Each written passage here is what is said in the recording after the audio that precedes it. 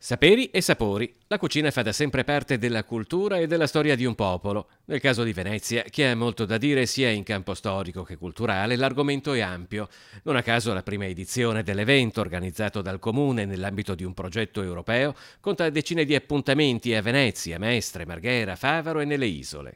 È chiaro che noi vogliamo, con questa manifestazione che coinvolge, che ha avuto un'ottima risposta in città come adesioni, perché abbiamo più di 50 eventi in città, vari, come conferenze, presentazioni di libri, assaggi, show cooking, Don Pasta a Venezia e al Forte Marghera la sera di domenica. Vogliamo dare un impulso a quella che è la nostra tradizione e farla conoscere al mondo. I saperi e sapori veneziani in festa sono una 3 giorni alla prima edizione che intende essere il lancio di una nuova iniziativa da ripetere con le medesime modalità anche negli anni successivi. Venezia è una città unica e ha una cucina unica.